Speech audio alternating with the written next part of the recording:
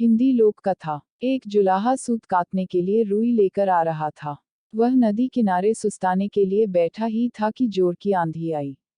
आंधी में उसकी सारी रुई उड़ गई।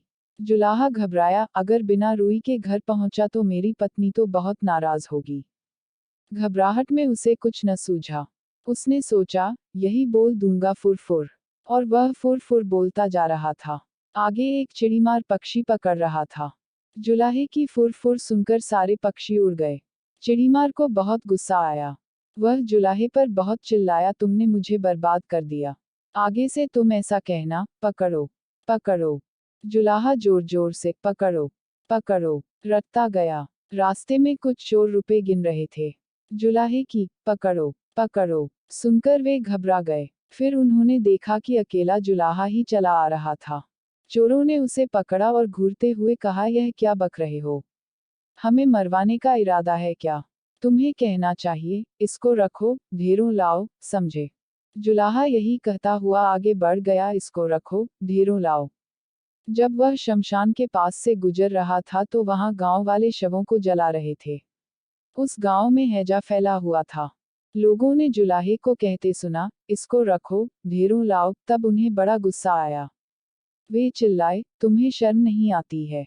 हमारे गांव में इतना भारी दुख फैला है और तुम ऐसा बकते हो।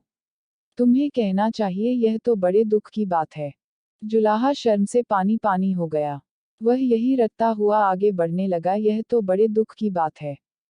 कुछ देर बाद वह एक बारात के पास से गुजरा।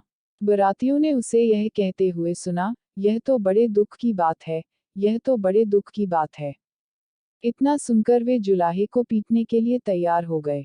बड़ी मुश्किल से उसने सफाई दी तो उन्होंने कहा, सीधे से आगे बढ़ो, और हाँ, अब तुम यह रटते जाना, भाग्य में हो तो ऐसा सुख मिले। अब जुलाहा यही रटता हुआ अपनी राह चल पड़ा। चलते चलते अंधेरा हो गया। घर से निकलते समय उसकी पत्नी ने उससे यही कहा था कि जहां रात हो जाए वहीं सो जाना। जुलाहा थक भी गया था। वह वहां सो गया। अगले दिन जब सुबह उसके मुंह पर पानी पड़ा, तब जुलाहा हड़बड़ा कर उठा। आंखें खोली तो देखता ही रह गया, यह तो उसी का घर था। और अभी अभी उसकी पत्नी ने ही उस पर पानी फेंका था। जुलाहे के मुंह से निकला, भाग्य में हो तो ऐसा सुख मिले।